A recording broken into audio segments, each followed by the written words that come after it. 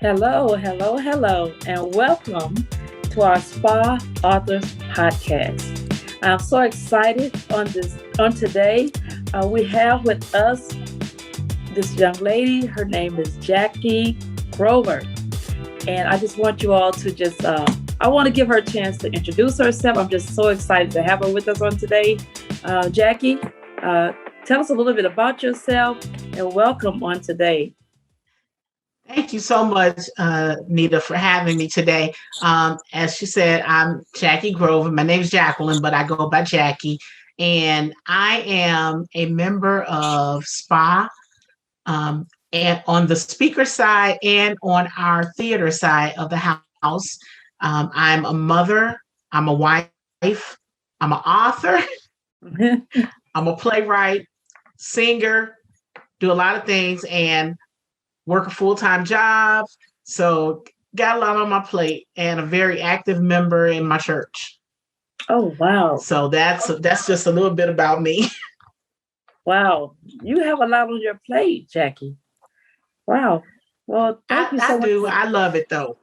Yeah, that's good. Thank you so much for sharing that and for telling us a little bit about yourself. And I understand that you're an author. Can you tell us tell us what's going on with you? I mean, you're an author, you're a singer, with the theater side. I mean, tell us about your professionalism that you got going on and how you find time to do that with all the other things you got on your plate. You know, when I came to SPAA by way of just kind of hanging out with my husband. And when I first came, it was called CBC Ministries. And I came just kind of hanging out. And that was kind of my journey, and didn't really want to do anything, just wanted to help out. And I became active with the theater side of it, and became a background singer in one of the plays and wound up doing a lead role later on in that. And so the professional side of the house just was really not, when I say professional, I mean the speaker side of the house just was not really something that I was really even interested in doing at the time. And so I decided to just come so that I could start helping out. And, and that was as far as I went. And I said, oh, well, I don't want to do that. But being on the speaker side, it kind of opened up some new windows. And I wound up writing a play called I'm Still Wearing Your Name. Okay. And I thought that would be the end of it. I did the play and I was like, okay, I did my due diligence. I'm done, but being around like-minded people and getting that enthusiasm, I was like, no, everybody was kind of coming up, the SPAA authors and writing books. And I was like, I don't want to do that. Right. I don't want to do that. But ultimately, I did write a book, and the name of my first book was after my play called I'm Still Wearing Your Name. Okay. So that was my first book. All right. That's awesome. I love your cover. That's beautiful. Thank you. Wow. All right. So I'm Still Wearing Your Name. What motivates you to come up with that type of title? I mean, I know it's a play, but then you put in a book. So that means that it had to have a very special part of you for you to even come up with something so it's lovely, I must say, and unique. Yeah. Well, being it's a book of fiction. Okay.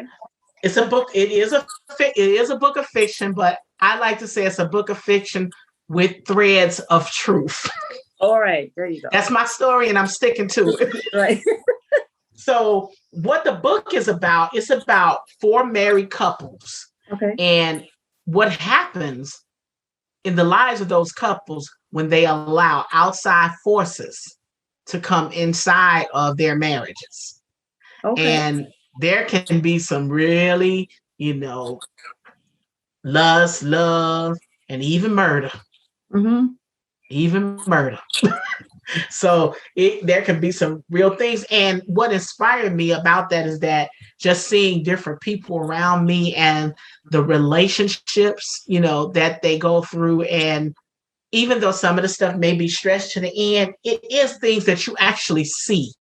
And you may not see them to the degree that I put them in the book, but they are real things that actually do happen. Yes. So I wanted to share that, Oh, great. and tell that story. Okay. Yeah.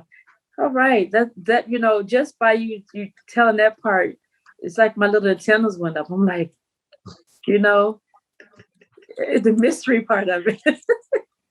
All right. So you did I'm still wearing your name 9 months later. Did that come right after that, or did it take you a while to to put that in the works? How did that come about? Well, that came about because, like I said, I did it backwards the Okay. first time. The first time I wrote the play, and then I wrote the book. Usually people write the book, and then if they're going to write a play or do a movie, it comes after the book. So like I said, I did them in reverse.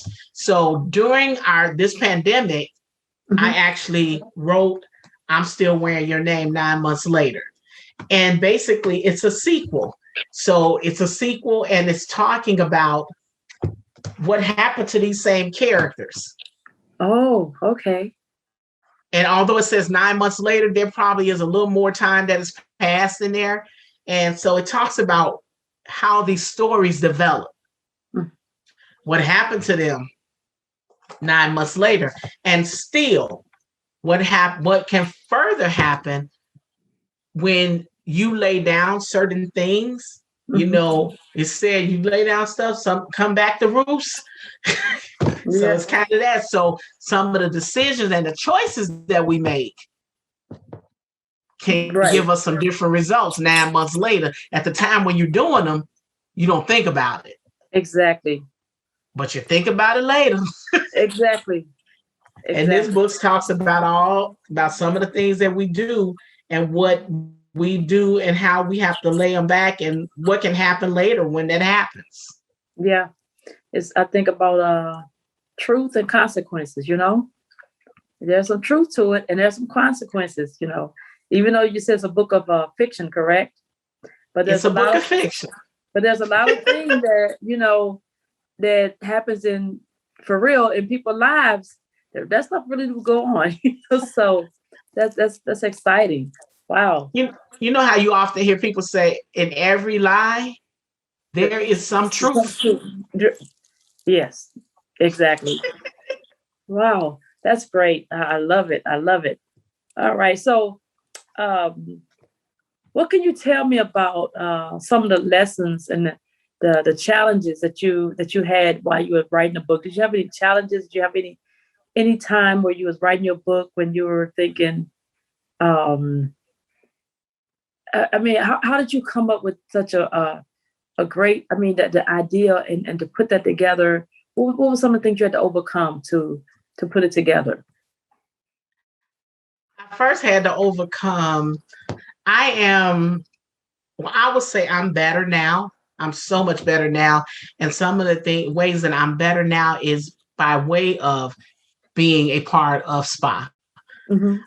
I was always like this great procrastinator. Uh-huh. And I still can, if you allow me to, I can still talk myself out of anything. So I'll have this idea and then I'll be like, nah, I can't do that. Or no, I don't want to, I'm not going to do that. And I'll just keep going and I'll eventually convince myself that, nah, I'm not going to do that. And then I'll just put it to the wayside. But, coming around and seeing the people as they progressed and seeing all the things that were coming to fruition, I was like, I'm gonna try that. So when I wrote the play, I just kind of had an idea, and then somebody put me on blast, and told our CEO, and he's such a motivator. I always say that he's a bully and he pushes you to do things, but he is such a motivator to make you see some of the things in yourself that you just don't see. And once I had done that play, I was like, and I got on the professional side. I was like, yeah, I can write this book. But some of what stumped me was because I didn't think other people would think, because I'm just a common you look at it, well, I'm just a common person, who's going to buy a book that I write? Yeah. So I had to get that stuff out of my head. And then once I started writing, I just couldn't stop. It was just like eating me up inside, like push it out, push it out, push it out. and and I kind of felt like when you're pregnant and you're ready for the baby to come out. Right. And you want to see the finished product. That's how I felt. Wow. So that's what motivated you to get over a lot of things, when people, think that it's impossible, or when sometimes, maybe family or friends, but to see, you talk about how you push, as a giver, that's awesome, and as far as you mentioned the professional side, your singer and things like that, all of that, by way of SPAA, tell us a little bit about that other part of your personality, because you're writing plays, you're writing books, and then you're singing, you're performing. Tell us a little bit about that. So I love to sing, but I never had a desire to sing where I was performing and on stage. And I actually did my first show where I was actually on stage and had a headline in a music show. And I felt like I was amongst, like, we had all these really great singers. And I was like, I can't be on the stage with them. But yet again, there was some motivators there, and we had one of the people that was working with us at the time, Minister Deneen, had heard me say that.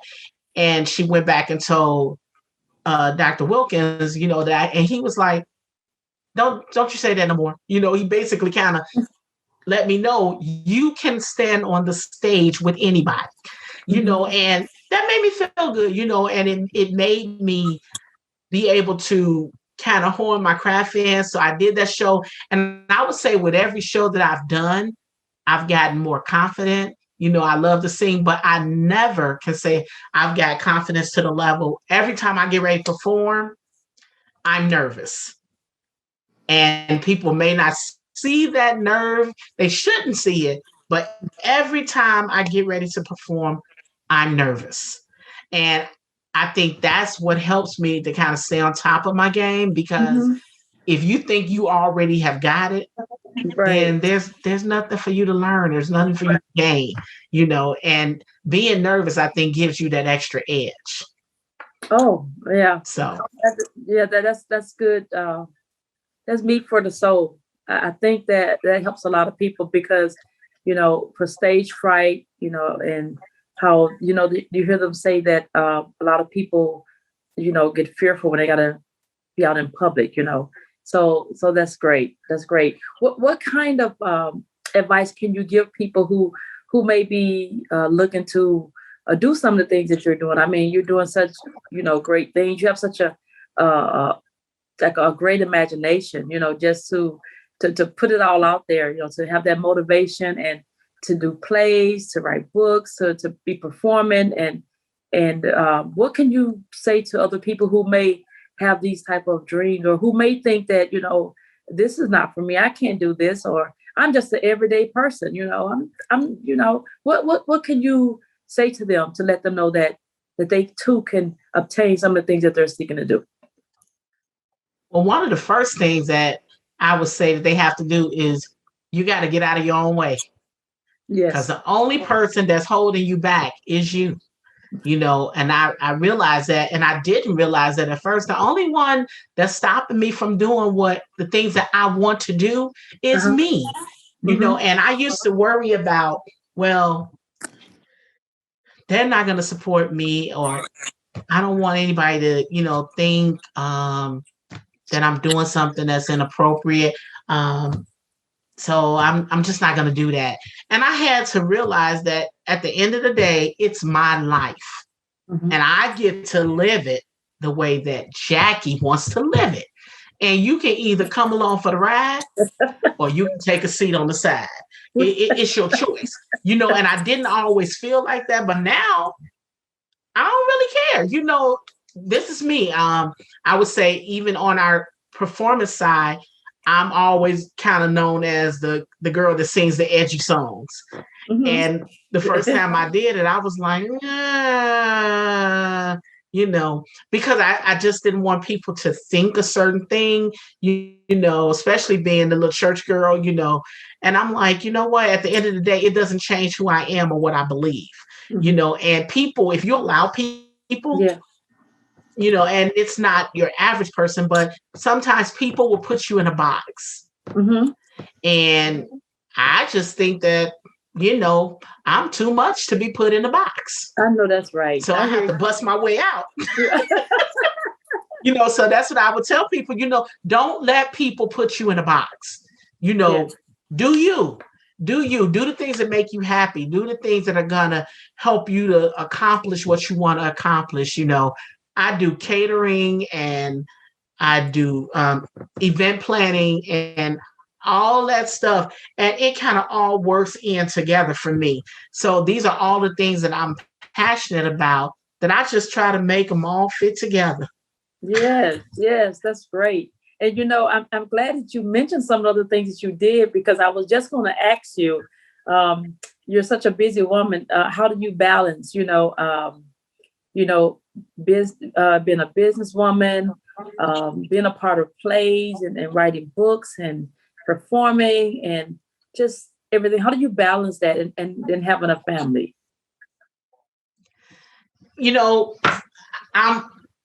I would say in some ways it is difficult sometimes, because I also work a regular 7 to 3. I won't say 9 to 5. I work a 7 to 3:30 job, and I work Monday through Friday. So that is still what I have to get up and do every day. So I take everything else and I fit those in. That's my job. I like my job. It pays the bills. The other stuff that I do, I would say, is my passion. Okay. So when you have something that you're passionate about and something that is really important to you, it drives you. So even when you're sleepy, you still find that, I gotta, you still find that energy and that extra to be able to go ahead and get that done, because that's what you're passionate about. Yes. So that's how I move everything in. And sometimes I have to move things around to make sure I fit everything in, but I find a way to fit it in.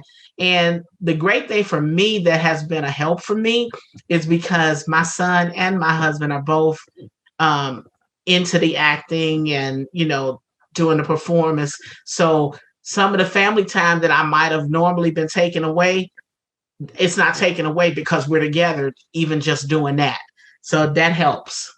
That's great. That's great. And then you all can support one another. So that's beautiful. And I was just listening to you talking about, working and the balance and being passionate, and that's great, because for some of the people who may think, I'm too busy, I'm too busy. I don't have time. So that's huge for you to say that. So that knocks that excuse out the window, right? Yep. Yeah. So I must say, I know that that's not all you got inside of you. So I cannot finish this interview without asking you, please, what other dreams or aspirations, things you have, inside of you, that you want to continue to do? Share that with me. So, like I said, I wrote this second book, and right before, right when we got in the midst of the pandemic, we had already started rehearsing, because I wrote the play also to go to the stage for the second book. And so it's been casted and everything. So we were ready to go to the stage. And so we were rehearsing on Zoom. So that's one of the projects that I have in the hopper. So okay. I also have a book that I'm working on called Greedy. Okay. Wow. And it's just that to talk about, the different things that motivate people, to be greedy. What happens when people are greedy? What effects does it take on family? You know, what effects does it take on relationships? So I want to kind of get into the nitty and gritty of greedy. What effects does it take on a father trying to raise his child and having a mama that's just all about the money and she don't care about nothing else but just getting that money. Yeah. So I want to explore some of those things and share some of those stories. And I'm looking to take my event planning and my catering to another level. So as soon Okay. as we can get back out, I'm definitely looking at that. So those are just some of the things that I have in a hopper. And I can't stress how much to tell people, if these are some things that you want to do, don't let anybody stand in your way. The only person who can stop you from doing you is you. That's right. And I had to learn that. I love it. I love it. That's awesome. That is so awesome. You know, also, I know you were a part of a Black Authors Matter event. Um, I need to know how was it to be a part of that? How did that make you feel? Just tell us a little bit about that. Black Authors Matter, which we affectionately call BAM. It was great because so many times when you go in and you look at different things, sometimes you just don't see people that look like you. Yeah. And to see all of these Black authors showcase Yes. who had their own books, or have been part of collaborations, that was just, to me, that was just awesome. I've been part of three of our SPAA collaborations, and just to be on that platform and to be able to talk about my projects and to be able to listen to the other authors talk about their projects and the motivation and how they got to that point in writing their book and the passion. It was just great. It was phenomenal. It is a phenomenal event, and I was so excited. The first time that we had the event, I didn't have my own solo project. Hmm. So by the time I was able to be in it and have my own solo, I was like, it was so exciting, to be able to do that. It was great before, but to be able to actually do that and then have something that you've put your hands on and actually finished a whole project. Because the first collaboration, I just put in uh, a story about my mom, who's no longer with us, but she is, I would say, who made me who I am. Hmm. And to be able to just share that with people was just awesome for me.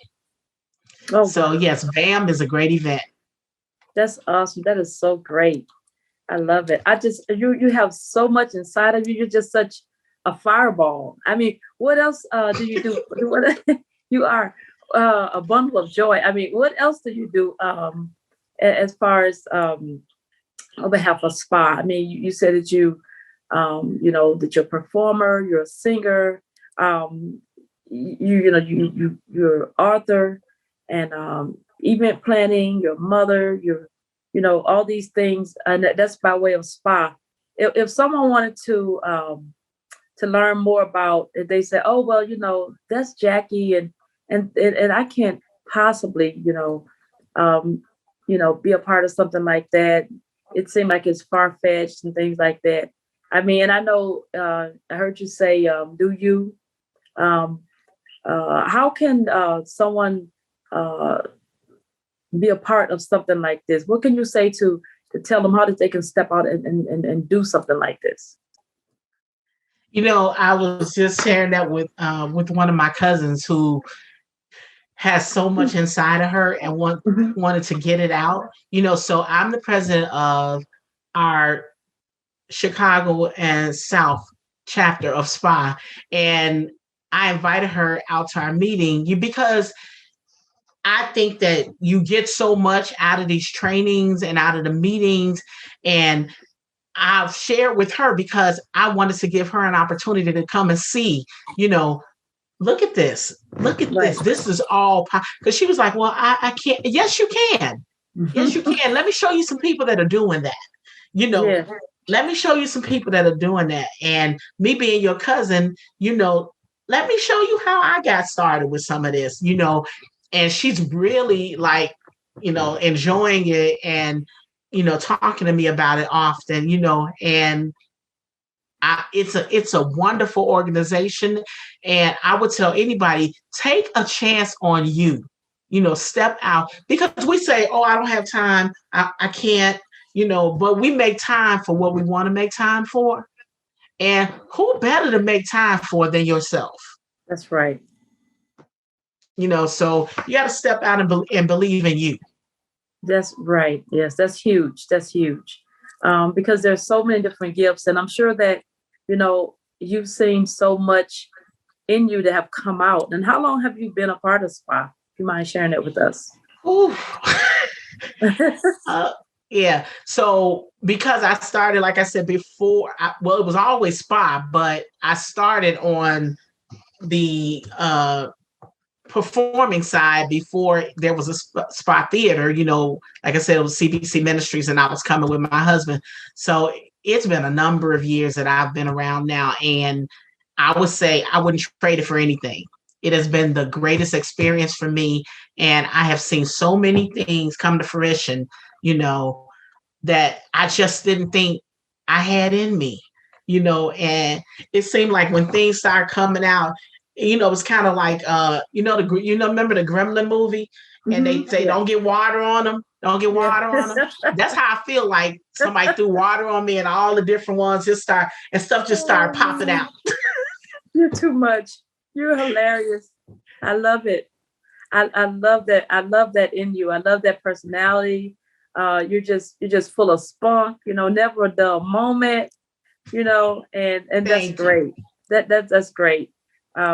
Just to have that part of you come out, and for you to come and share that, with the viewers, and just for keeping it real, because a lot of times people think they can't do things because they see others doing it. I say, oh, but that's them. But you really kept it real, and I like that, and the fact that you got your other thing in the works. I'm just excited, to see what else you got coming and what else you got brewing in the pot.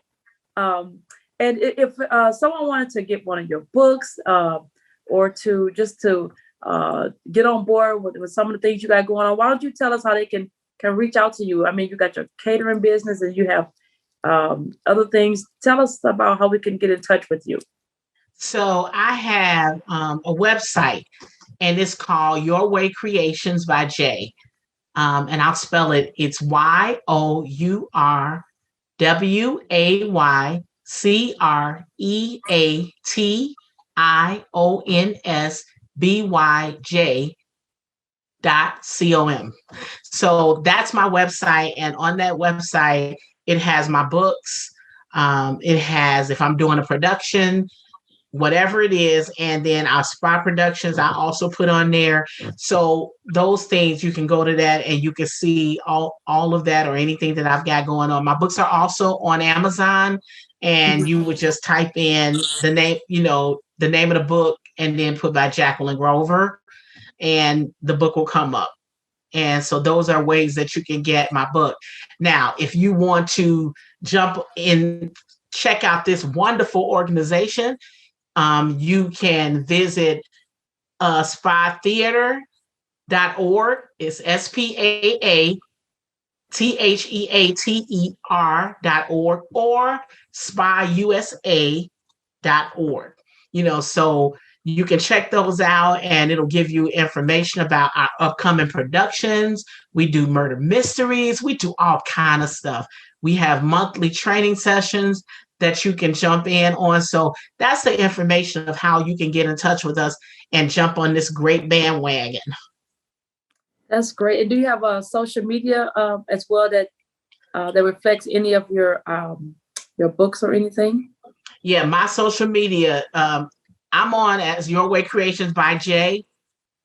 So I'm on there, and then I'm on Instagram. So I have all of that stuff kind of out there and then whenever I'm doing a production or something, I just kind of put everything out there and make sure that people can see what's available, and hopefully they can they can jump on and buy books and all that other good stuff. And the thing I want to share is that when you buy the book from my website, I also send you a bookmarker along with it, and I'll autograph the book. When you buy them from Amazon, especially if you got Prime, they'll come to you. You can get them shipped for free, but it won't be signed by me because they ship them directly from Amazon. But if they're on the website, yes, you can get them, and I'll sign them and all that other good stuff for you. Wow, that's awesome. Wow, I just really do appreciate you sharing all that information, and I have really enjoyed myself. I really enjoyed, me too. Being a part of this interview process with you, and I am so excited. I really am, and I just want to make sure that the viewers, they got all your information, because I'm excited to see what you got coming through. And so, thank you so much. Is there anything else that you want to add before we close on our interview that our viewers that maybe you didn't get a chance to share? I would think the only thing that I would say, just to keep, if you take anything away from this, take away the fact that you are the most important person. Believe in you and invest some time and energy in you. Yes. And I'm going to second that motion. I'm going to say amen to that one. Thank you so much for having me today. Yes, I do appreciate you. Thank you so much for allowing me to interview you, and thank you just for being you. And you have yourself a good one. Thanks again, Jackie. You too. Thanks. All right then. Bye-bye. Bye.